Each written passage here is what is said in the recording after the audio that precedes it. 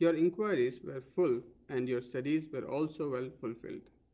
And there is no doubt that you have prepared a great and wonderful work, the Mahabharata, which is full of all kinds of Vedic sequences elaborately explained.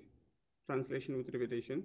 Your inquiries Your inquiries were full, were full, and your studies and your studies were also well fulfilled. were also well fulfilled. And there is no doubt And there is no doubt that you have prepared that you have prepared a great a great and wonderful work, and wonderful work, the Mahabharata, the Mahabharata, which is which is full of full of all kinds of all kinds of Vedic sequences Vedic sequences, elaborately explained. elaborately explained.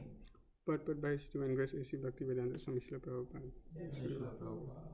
The despondency of Vyasadeva was certainly not due to his lack of sufficient knowledge, because as a student he had fully inquired about the Vedic literatures, as a result of which the Mahabharata is compiled with full explanation of the Vedas. I will also read the next verse by myself. Jignasitam adhitam cha brahma yattat sanatanam tathapi sochasi atmanam akritartha iva prabho. Jignasitam, deliberated fully well, adhitam, the knowledge obtained, cha, and Brahma, the absolute, yat, what, tat, that, sanatanam, eternal, tathapi, in spite of that, sochasi, lamenting, atmanam, unto the self, akrita ardhaha, undone, iva, like, prabho, my dear sir. Translation. You have fully delineated the subject of impersonal Brahman as well as the knowledge derived therefrom. Why should you be despondent in spite of all this, thinking that you are undone, my dear Prabhu? Purport. The Vedanta Sutra or Brahma Sutra compiled by Sri Vyasadeva is the full deliberation of the impersonal absolute feature. It is accepted as the most exalted philosophical exposition in the world. It covers the subject of eternity and the methods are scholarly. So there cannot be any doubt about the transcendental scholarship of Vyasadeva, so why should he lament? Thus ends the wonderful transcendental Bhaktivedanta purport. Om Ajnanatimirandasya Jnananjanashalakaya Chakshurunmilitam Yena Tasmai Shri Gurave Namaha Nama Om Vishnupadaya Krishna Prishthaya Bhutale Srimate Bhakti Vedanta Swami Niti Namine Namaste Saraswate Deve Kauravani Pracharine Nirvishesha Shunyavadi Pashyata Deshatarine Jaya Shri Krishna Chaitanya Prabhu Nityananda Shri Advaita Gadadhara Srivasadi Gaura Bhakta Vrinda Hare Krishna Krishna Krishna Hare Hare Hare Rama Rama Rama Hare Hare.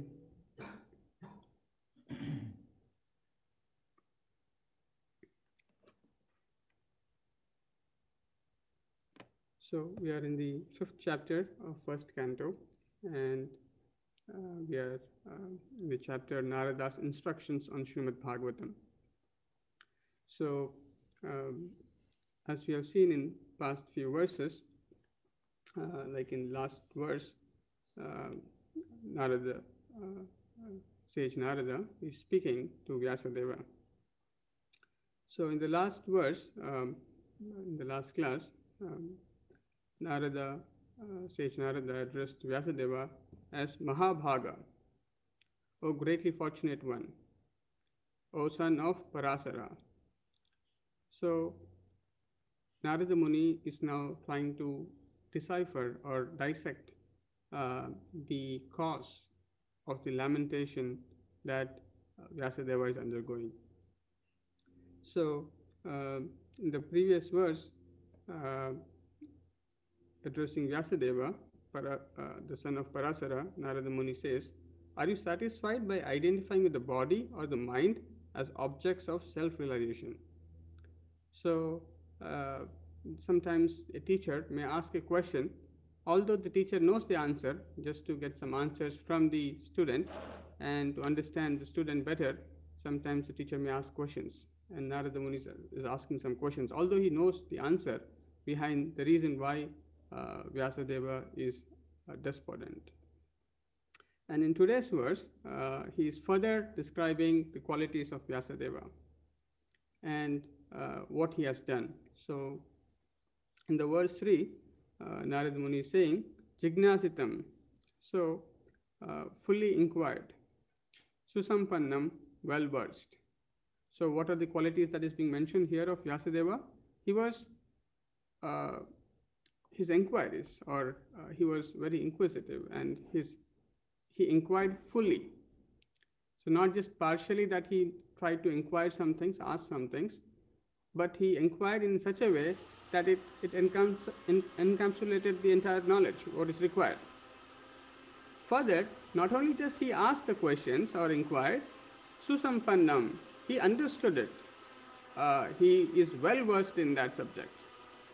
And it is being said that because he was able to ask the right inquiries and also acquire the knowledge, he was able to compile this great literature, Mahat Adbhutam, Kritavan. He prepared this great literature called Bharatam, or the Mahabharata. So here further description of what Vyasadeva has done is being described by Narada Muni. And here he's saying that you have produced this wonderful work or literature, Mahabharata, which is full of all kinds of Vedic sequences elaborately explained. So, as we saw in the last chapter, Vyasadeva, out of great compassion, made one Veda into 4. So, usually the subject matter of Vedic knowledge is very difficult to understand for a common man. And especially considering the situation of people in Kali Yuga, Vyasadeva understood that people are not well qualified. So as we saw in the previous chapter, where it is mentioned that until unless one is not in the mode of extreme goodness, one cannot understand the subject of Vedas. And therefore, Vyasadeva has made one Veda into 4, and then further he even compiled books or the historical narration of Mahabharata. Now, why is this so significant? It was also described earlier, where it says, Stri Shudra Dvijabandhunam, Trayina Shruti Kochara. So, this Mahabharata is significant for people who are less intelligent or who are not able to understand the Vedanta philosophy. As we will see in the next verse, Narada Muni is also describing about the work done in terms of the Vedanta philosophy or the Vedanta Sutras. So, for people who cannot appreciate that, through the historical narration, through stories, the essence of the Vedic knowledge is provided in Mahabharata. So, here it is said, Vyasadeva, considering that there will be many Dvijabandhus. Who are Dvijabandhus? Dvijabandhus are those who are born in the families of Brahmanas, Kshatriyas and Vaishyas, or the spiritually cultured families, but they themselves are not equal to their forefathers. So in the Kali Yuga, even though people may claim that they have taken birth in so-and-so family, but because they have not undergone the purificatory processes, they are not qualified enough according to the titles that they come with, the Brahmana, Kshatriya, or Vaishya, and so on and so forth. And therefore, it is very difficult for them to appreciate the Vedic knowledge. And therefore, for this classes of men, Vyasadeva has compiled this Mahabharata. It is also said that the purpose of Mahabharata is to administer the purpose of Vedas. And therefore, within this Mahabharata lies the Bhagavad Gita, or the essence or summary of Vedas. So, Prabhupada also writes in another place that the less intelligent are more interested in stories than in philosophy. And therefore, this literature of Mahabharata is presented to the people. So here we can see that it's a huge work, Like there are about 1 lakh verses in Mahabharata. And to, to include the essence of Vedic literature or Vedic knowledge in this 1 lakh verses is a tremendous work. And therefore, Narada Muni is saying that you have produced this Mahat Adbhutam, such a great work. So, further, it is also important to see that not only Vyasadeva has done this, but he has also done more work. So, what is that? Here it is being described that Jignasitam adhitam cha, deliberated fully well the knowledge obtained. And what kind of knowledge that is being talked about? Brahma, or the Absolute. So here it is being said that the kind of knowledge that is being delineated or deliberated by Vyasadeva is on the Absolute Truth. Yet tat sanatanam. So that knowledge of Absolute, which is eternal. So Brahma Jignasa, Brahma Jnana. So the kind of knowledge that Vyasadeva deliberated on is eternal. Yet, in spite of all this, tathapi sochasi atmanam. So although he has inquired well, he is well versed sampannam, he has written this great work of Mahabharata, he has fully delineated into the subject of Brahma or Brahman.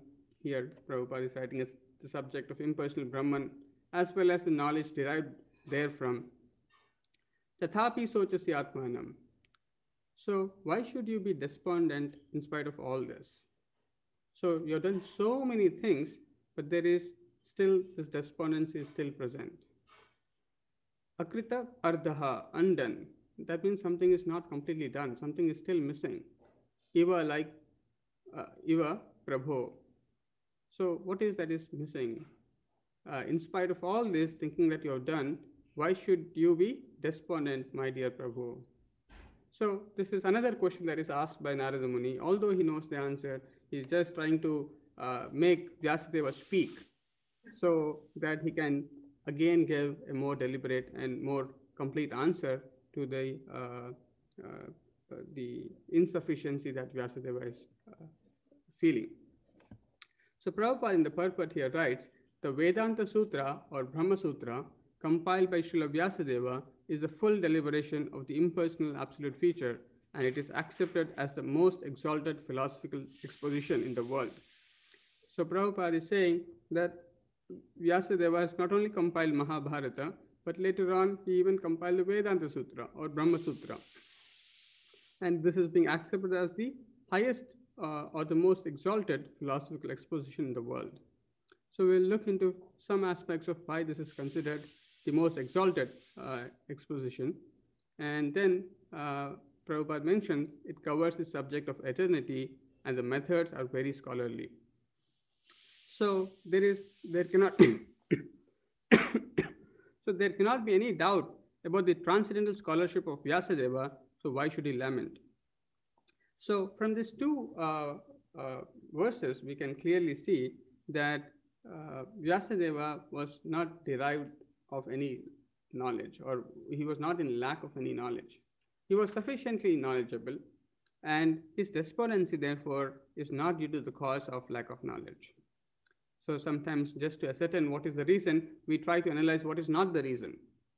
And here, what is not the reason is being described very clearly, that he is able to write such wonderful literatures, and therefore it is not because of his lack of sufficient knowledge. So now, what could be the reason? Is a wonderful discussion that will emerge out in the next few verses as what is missing here. So, but before we come to that discussions, let us look at some more aspects which are discussed in today's verse. So before we go further, let us try to understand what are some of the aspects of Vedanta Sutra, or what is the unique position of Vedanta Sutra. So I don't have slides, so I'll just speak directly.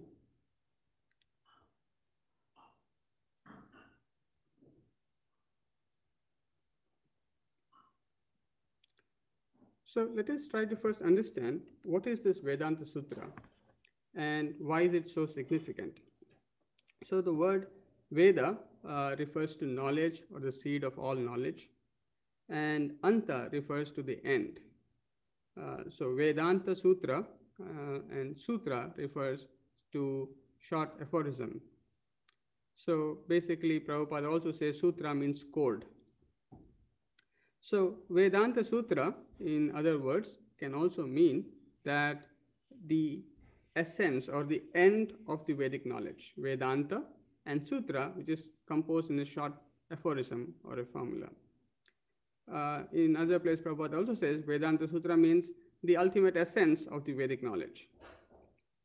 So now the sutras, Prabhupada says, just like there are different codes, Prabhupada gives the code of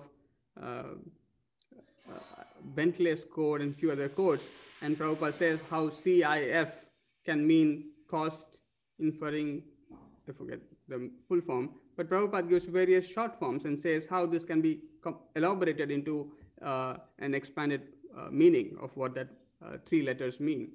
Prabhupada also says how the word ISKCON, I means international, S means society, and so on and so forth. So Prabhupada says how each letter has greater meaning, and each word can be further elaborated. And similarly, Prabhupada says Vedanta Sutra, these wonderful transcendental knowledge, the Vedic knowledge in the concise form are put in the sutras for understanding the essence of the Vedic knowledge. Basically, these aphorisms reveal the method of understanding the Vedic knowledge. And it is also very important to note that Vedanta Sutra is divided into 4 chapters, or also known as 4 adhyayas. And these 4, each of the adhyaya or the chapter is further divided into 4 divisions called padas, or each chapter is again divided into 4 parts. So in total, there are like 16 divisions within the Vedanta Sutra. And because there are 16 divisions, this is also known as or referred to as Shodasha Pada. So Vedanta Sutra is also known as Shodasha Pada, or 16 divisions of aphorisms. And the reason why Srila Prabhupada is saying in the purport that the most exalted philosophical exposition in the world is because the way it is arranged, the way the subject matter is delineated. So it is said that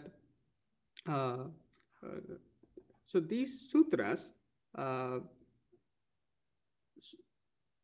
contain the essence of knowledge in minimum of words.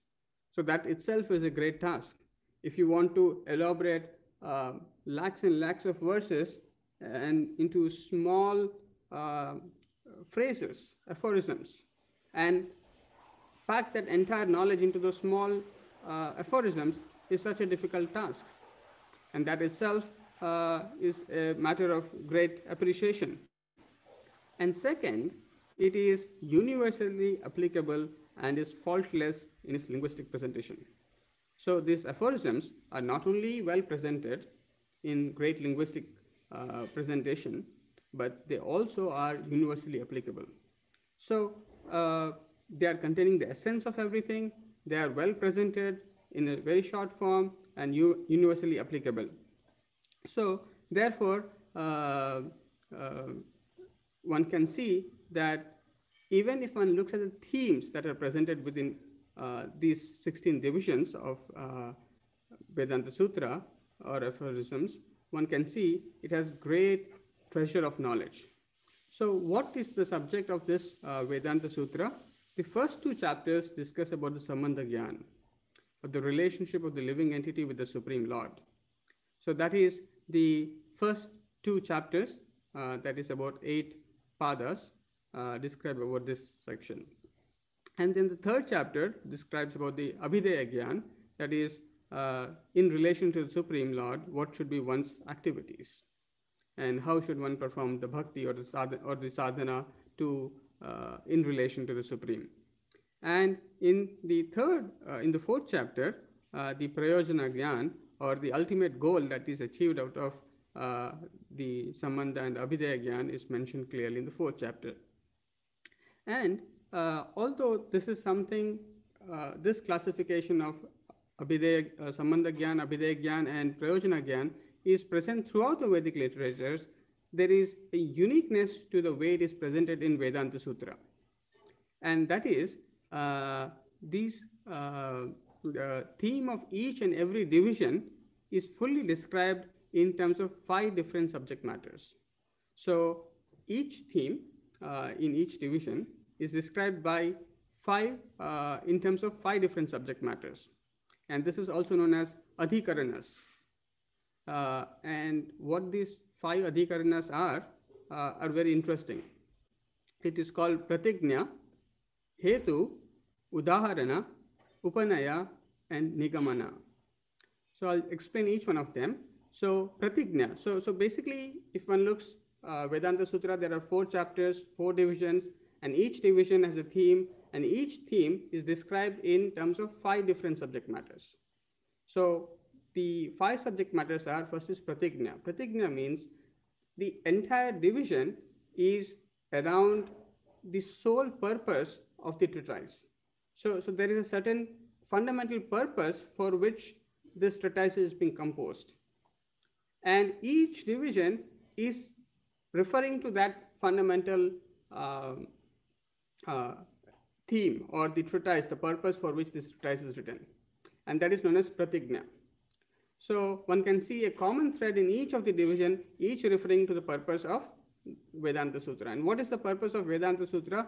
Prabhupada explains explicitly in different places. Athato Brahma Jignasa. Now is the time to inquire into the absolute truth.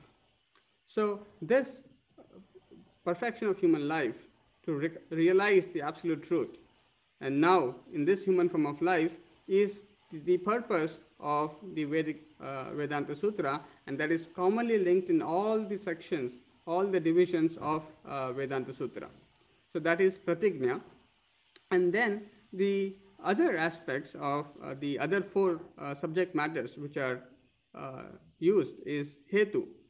So hetu means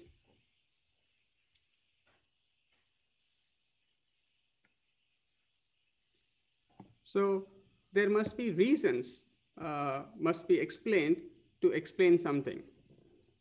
So hetu refers to the reasons that are given, and one of the most unique aspect of Vedanta Sutra is it's very logically presented.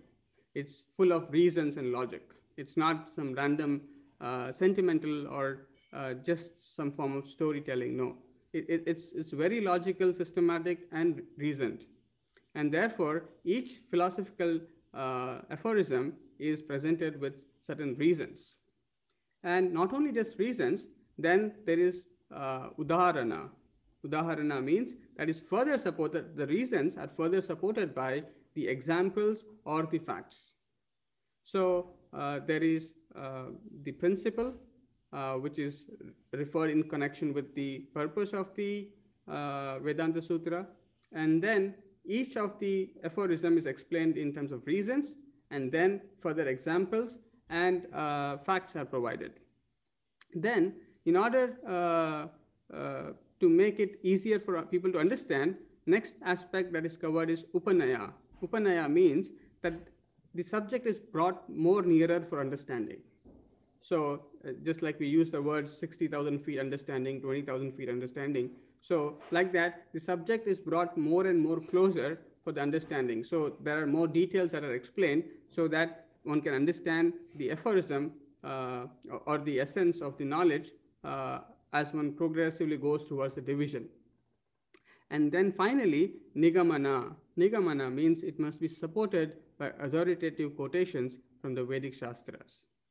So this arrangement of how the subject matter is delineated in Vedanta Sutra makes it most exalted philosophical exposition in the world.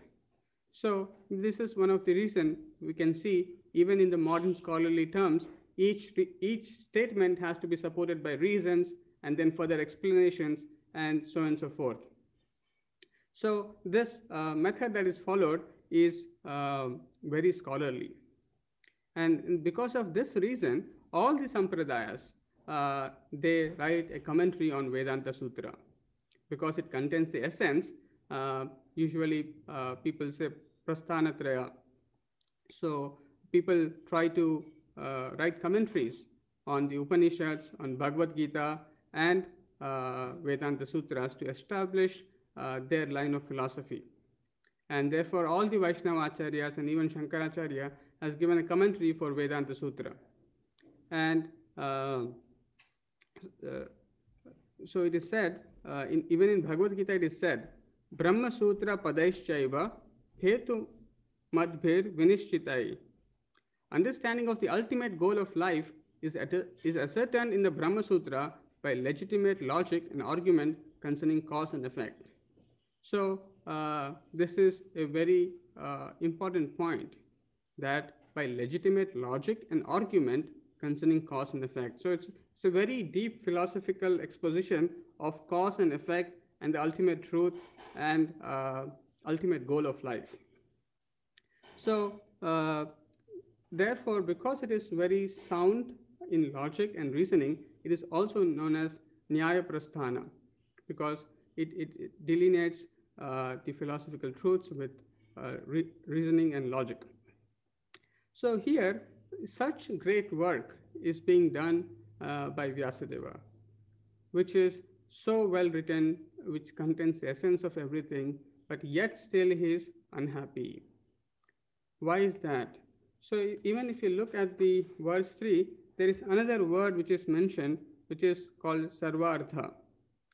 Sarvartha, Prabhupada refers, the word artha means interest.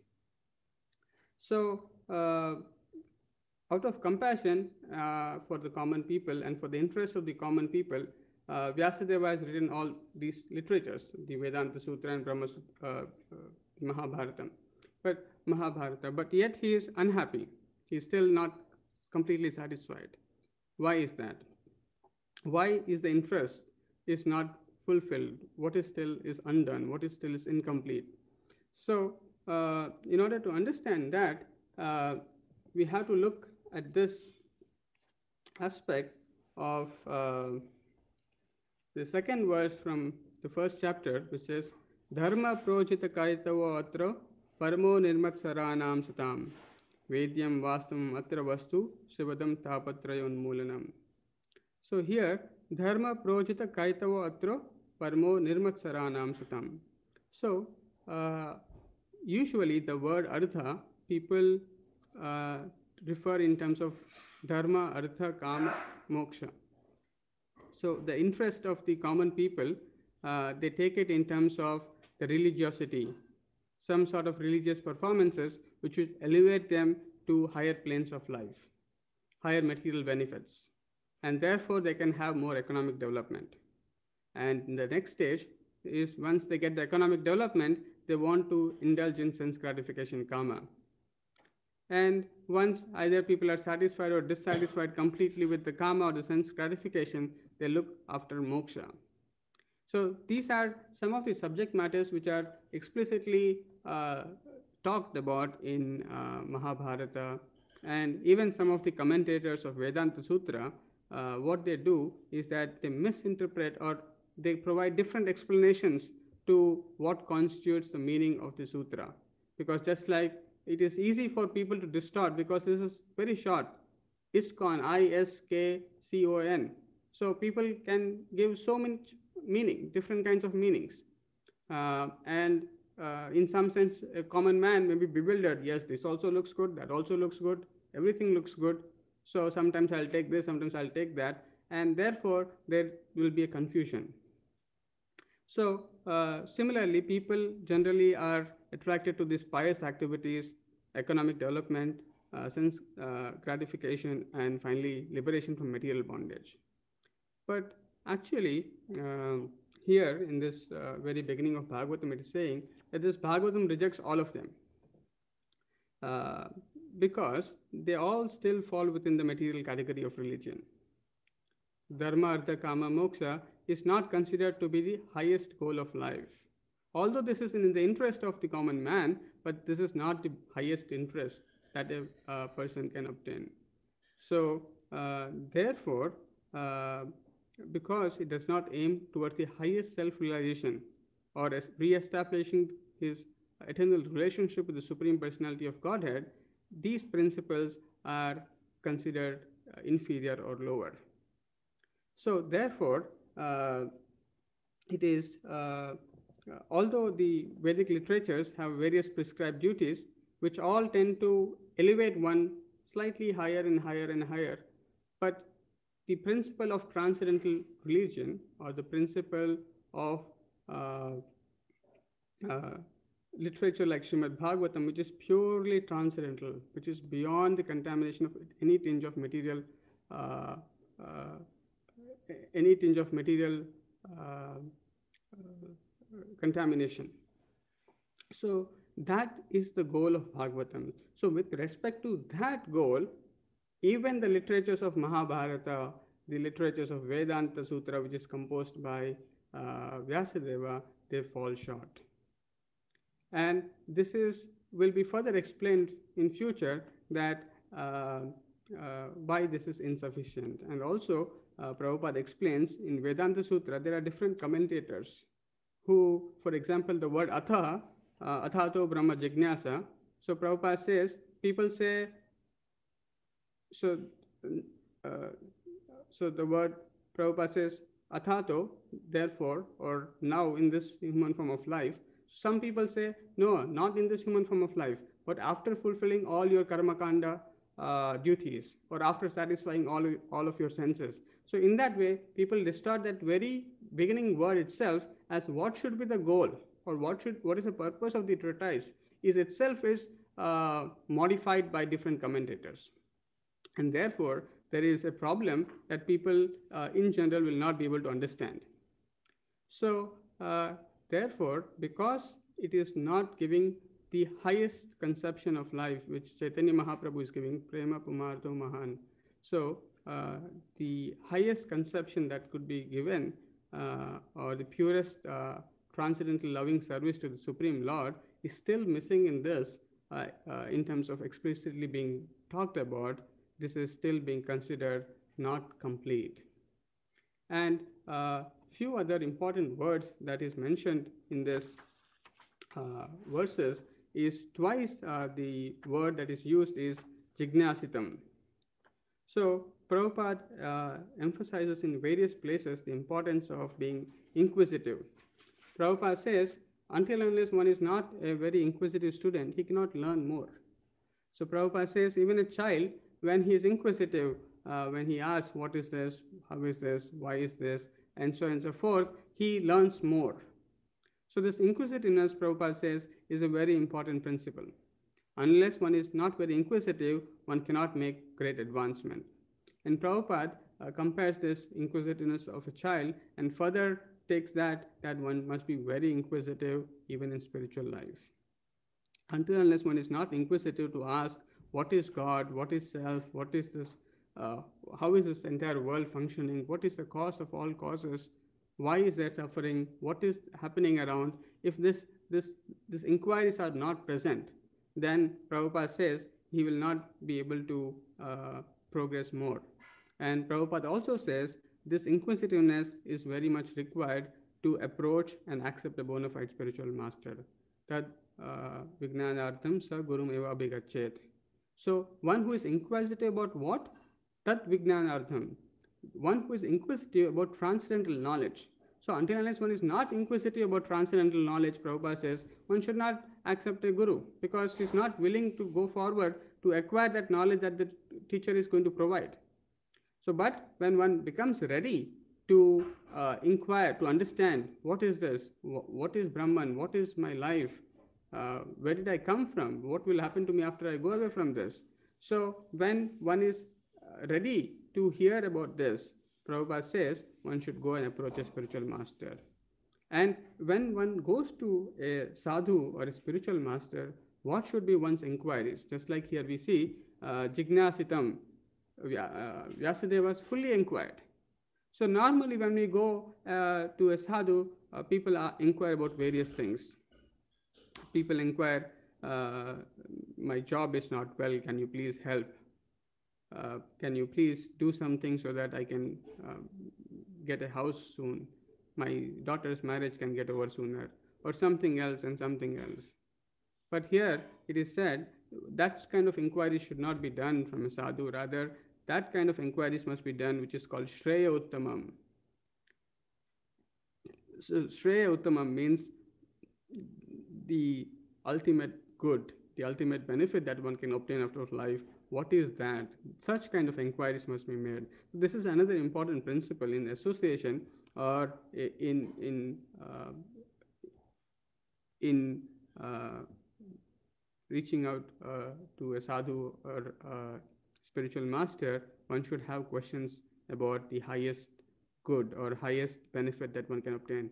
Just like we see even in Bhagavad Gita, Arjuna is asking, Nishchitam Yat Shreyashan Nishitam Bruhitanme. So he's asking, what is that is Shreya? So Prabhupada also says that, as we were seeing, following the footsteps, so we need to follow in the footsteps of these great devotees. And they're presenting for us as what we should ask. And we should ask, what is the highest benefit? What is that highest benefit one can obtain? And Prabhupada says, one who has developed this inquisitiveness, and further Prabhupada says, Athato Brahma Jignasa, that the inquiries about the Brahman, about the Absolute. So this entire Vedanta Sutra and Srimad Bhagavatam is talking about one subject called the Absolute Truth. So Prabhupada says, there is Vidya and Avidya. And Prabhupada says, Avidya means working hard. People are being made to work hard. And because of the illusory energy, people believe that working hard and hard and hard, one will become very happy. And Prabhupada calls this as avidya. On the other hand, Prabhupada calls vidya means to take up to those activities which will lead one to eternal happiness, happiness which is never ending. And Prabhupada says that real vidya is to understand Athato Brahma Jignasa, to understand about the Supreme Absolute Truth and what is one's relationship with that Supreme Absolute Truth. So Prabhupada says, if this concept of vidya one is not well versed in, susampannam, he remains always insufficient, incomplete, because he is not associated with the Absolute Truth, he will be filled with various kinds of anxieties. So Prabhupada says in the Bhagavatam class that even if one is in the Bhagavatam class in Bhagavad Gita, one still might be thinking, oh, what next I should do? What is happening there? What is happening there? And therefore, because one is anxious about something else all the time in the material world, one will never find happiness or happiness that satisfies one's soul. And therefore, people are often perplexed that in spite of working so hard, in spite of trying to inquire various questions, they are still unsatisfied because the inquiries are not concerned with Athato Brahma Jignasa, with in relation to the Absolute Truth. As we also see how Suta Goswami appreciates the questions asked by the sages of Naimisaranya. So he says that your questions are very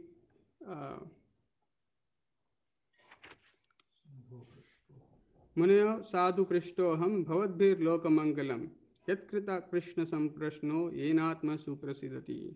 So here, again, what kind of inquiries must be made is being given. Here it said, Muniyo sadhu prishtoham. The prishtaha means the questioned. So the questions that you asked are bhavadbhir lokamangalam, is for the welfare of everyone. Yat krita krishna samprashno. Why? What is the reason? The reason because these questions are made in relation to Krishna. Krishna's samprashno. These questions are they relate to Lord Krishna. And because these inquiries are made in such a way, therefore, yenatma suprasidati.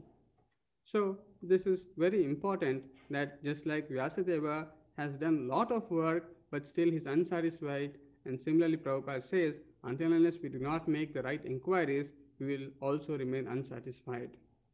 And Prabhupada says that the inquiry as made by the sages of Naimisaranya into the Absolute Truth one must follow their footsteps. And similarly, inquire questions related to Krishna. And also understand that Prabhupada says the Sambandha Gyan, as explained in the Vedanta Sutra, Prabhupada says this is simply explained by Lord Chaitanya Mahaprabhu by stating Jivera Swarup Hoy Krishna Nityadas. So all the essence of even Vedanta Sutra is simply given by Lord Chaitanya Mahaprabhu in a very simplified way. So Prabhupada says that if one accepts this knowledge that is given in the Parampara disciplic succession by asking right questions and susampannam, if one becomes well, so Prabhupada says not only just inquiring, but one must understand it very well. Until unless one does not understand it very well, Prabhupada says it's not complete. And so Prabhupada says if one inquires the right questions in the Parampara, and if one understands it very well, and then applies in one's life those principles, then Prabhupada says the ultimate satisfaction, or that the ultimate happiness that one is looking for, the ultimate goal of life that is one is looking for, is found. So,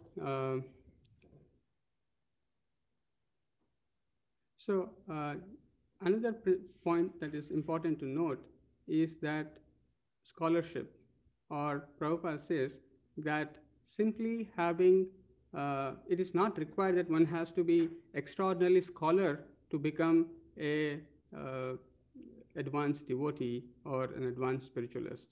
And Prabhupada gives the example of Gaur Kishore Das Babaji Maharaj. So here we can see Vyasadeva is full of scholarship. He has done tremendous work in elaborating these principles of Vedic knowledge through Mahabharata and Vedanta Sutra, and still he's unsatisfied. And whereas Prabhupada says, Gaur Kishore Das Babaji Maharaj, he was illiterate. He cannot even sign his own name.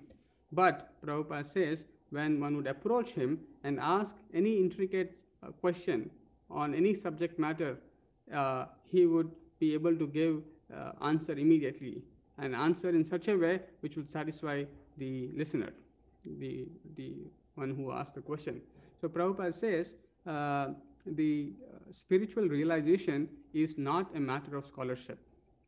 Rather, Prabhupada uses a very interesting, Prabhupada makes a statement that it depends upon the sincerity of the disciple or the sincerity of the seeker.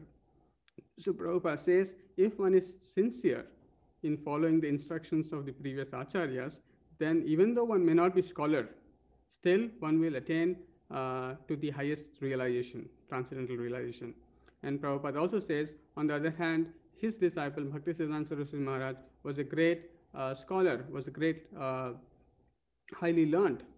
Then how could he, Gaur Kishore Das Babaji Maharaj can become the spiritual master? He can become the spiritual master because he has realized all the transcendental truths, even though he is not literate.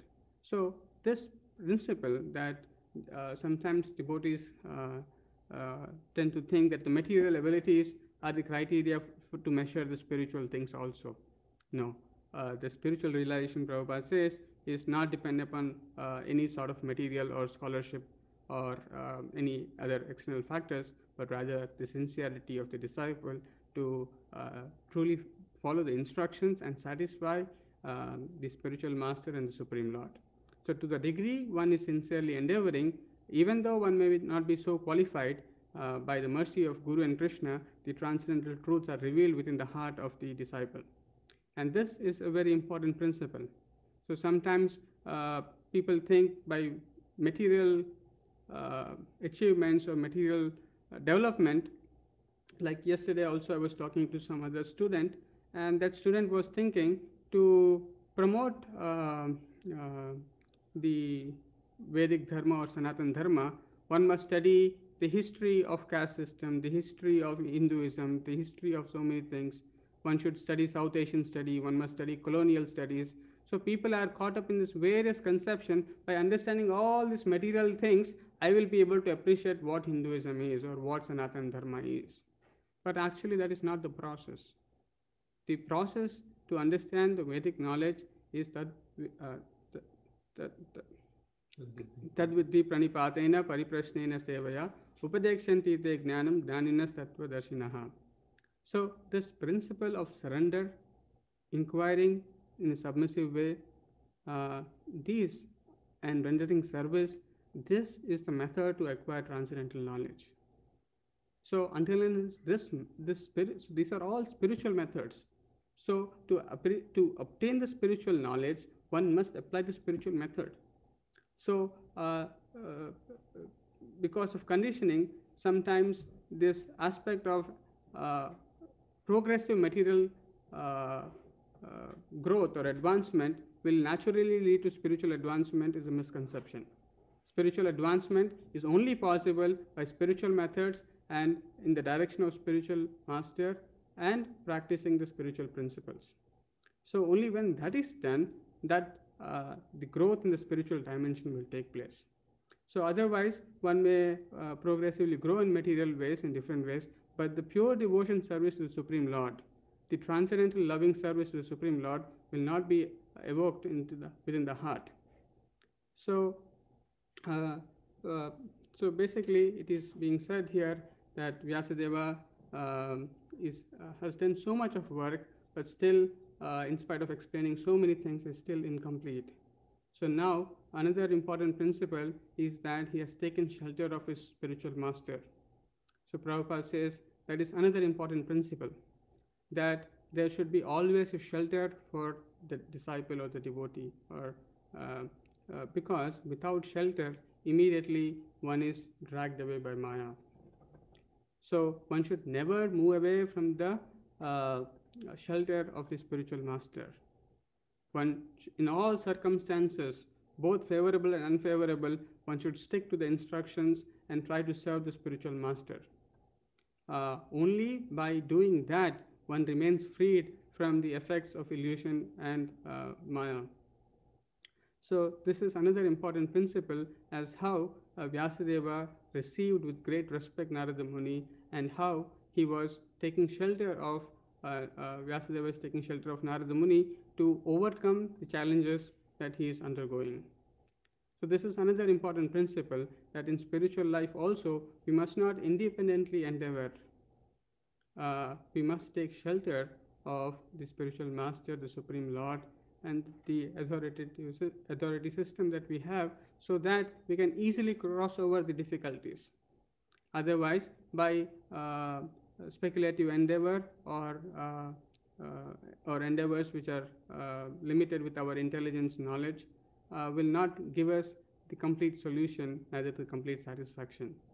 So this is another very important aspect, that how submissively Vyasadeva is hearing to the instructions that is being given to him by Narada Muni, and also the questions that are being asked. So this is very important. So if we simply take shelter of the spiritual master, then all obstacles in the spiritual life will vanish. So Prabhupada says, simply if I kick, the Maya will go away. All the problems will go away. So a pure devotee has the potency to remove all obstacles, provided we are eager to follow the instructions. And each instruction of the spiritual master is meant to help us overcome the illusion, to overcome the effects of three modes of material nature, and elevate ourselves to the transcendental platform very soon.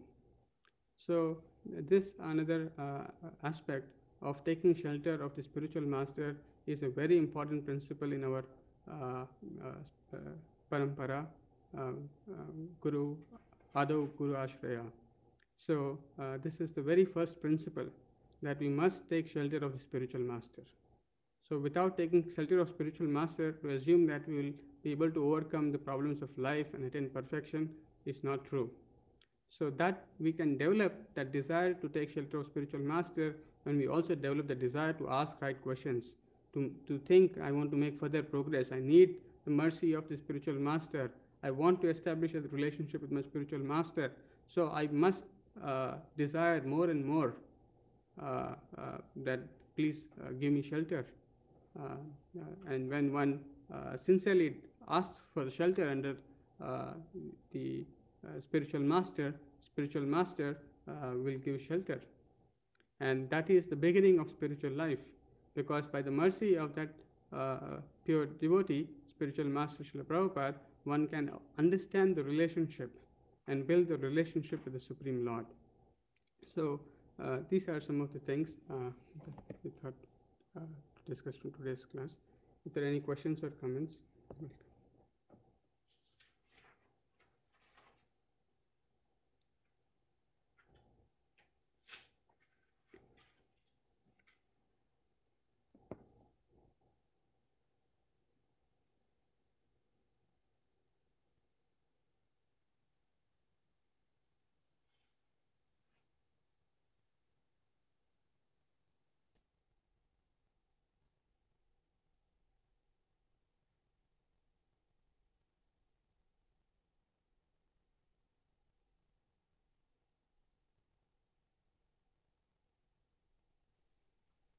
Hare Krishna Prabhu. Hare Krishna Prabhu. About this Mahabharata and Ramayana, I know they are epics, Prabhu, but how do we explain what they are to others that don't know anything about them? They are the history, they are, just like the Vedanta Sutra that you explained today, Mhm. can you give us a little bit more about Mahabharata and Ramayana so that when we are talking to people who don't know them, it'll help us explain it a little better? Okay. So, one common misconception people carry is that these days, especially, people have this fancy tendency to call it this as mythology, or something that is created, or something that they distort on their own terms. So, first thing is, as you have also said, these are historical narrations. These are true incidents which have happened in the past, and especially it is because in our parampara, the acharyas have given explanation to Bhagavad Gita, Srimad Bhagavatam, and Chaitanya Charitamrita. These are some things we should talk more about, because as we see, at the end there is a prayojana. Prayojana means there is a goal, or there is a purpose behind all the Vedic literatures, and that purpose is easily attained for people who can go through this text of Bhagavad Gita or Bhagavatam as presented by a pure devotee.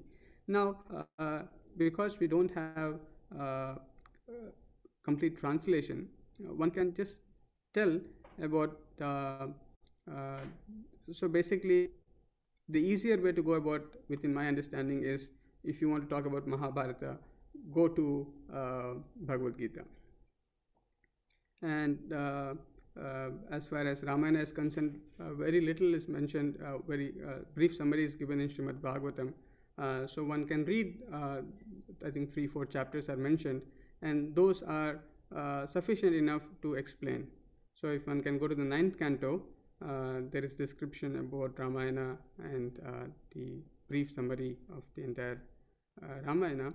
One should read that and explain whatever is mentioned in that. Thank you, Prabhu. Hare Krishna. Hare Krishna. Because eventually everything is meant to make people Krishna conscious. So if that tie or that knot is not connected, then all reading or all sorts of activities in the name of Vedic literature or learning is not complete. So they will again come back to the same state of despondency. So therefore, we should, the greatness of the Acharyas, especially Srila Prabhupada, is that everything is connected to make one Krishna conscious, or to give that the essence of the Vedic knowledge. So if we try to read what Srila Prabhupada is speaking about any of these subjects and try to repeat them as much as Srila Prabhupada is given, that should serve the purpose.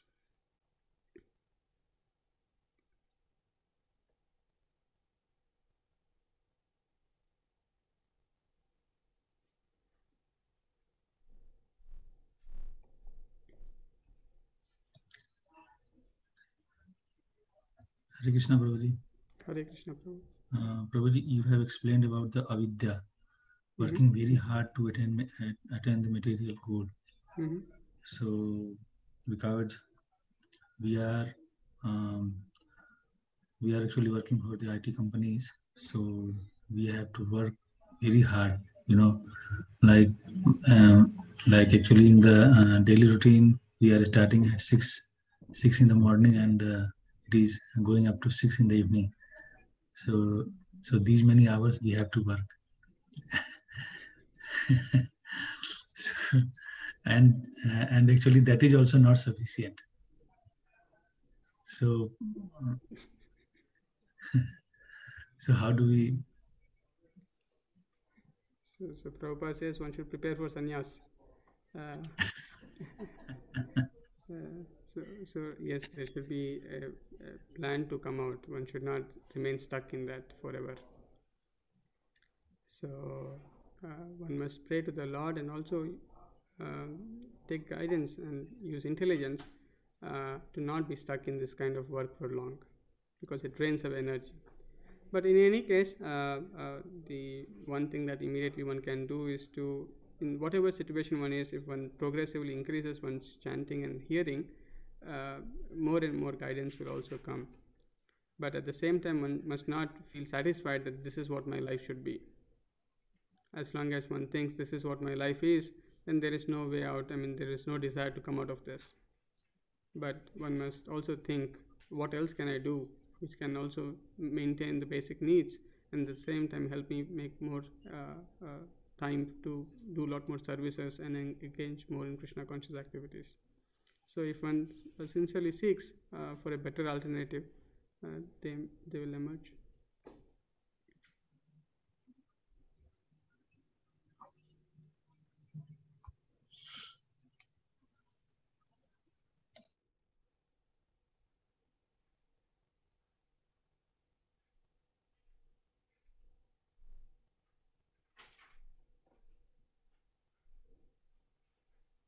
By the way, Prabhupada says sannyas not to take immediately, but Prabhupada says one must first work very hard for Krishna and burn the passion and other lower tendencies and come to the mode of goodness where one can remain fixed in going out and spreading the message of the Lord and sitting and chanting the holy names of the Lord and hearing about the glories of the Lord. So we should engage more and more in devotional service. The more we engage in devotional service, then we will get strength to gradually overcome the pulls of the material gains or material achievements or material needs, which are not necessary. Otherwise, they pull us because the planning goes on forever. This, that, for after my life, what will happen, after that life, what will happen. So much planning will go on. But if one engages in devotional service, then by the mercy of the Lord, the heart is purified. And when the heart is purified, and also one can see Lord's reciprocation, life becomes much more easier. Because the biggest problem is the desire in the mind, which are biggest problems. Because the desires are unlimited and the mind is so speculative, wants to always do protection by material means only, can never find shelter in Supreme Lord. So somewhere or other, as we get more purified, we get more faith, then we'll slowly be able to reject something which is not so strenuous and still take something simpler and easier. May not give so much money, but may give better Krishna conscious life.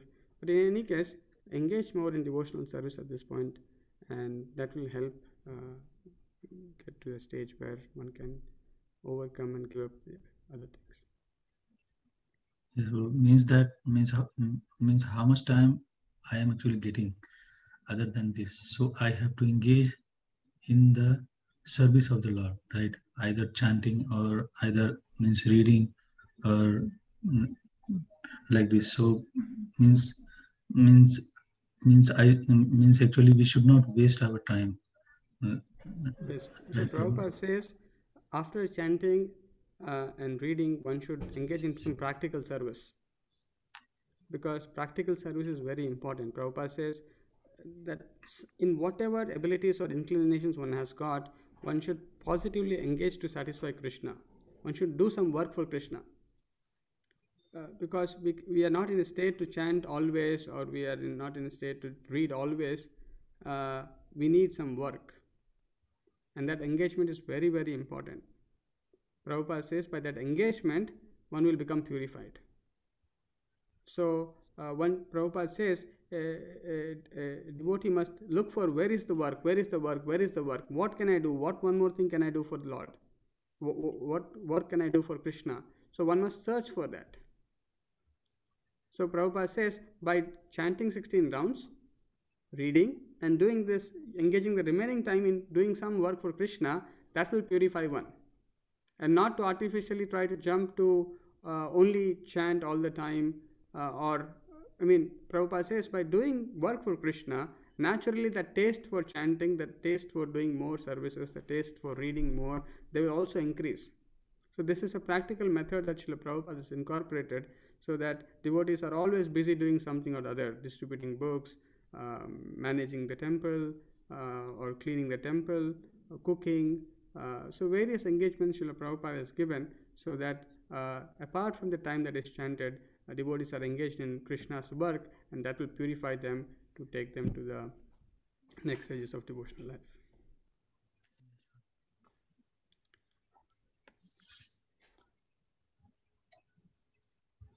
Okay, if there are no questions or comments, we'll stop here. Granthiraj Srimad Bhagavatam ki Nitai Gaur Premanande.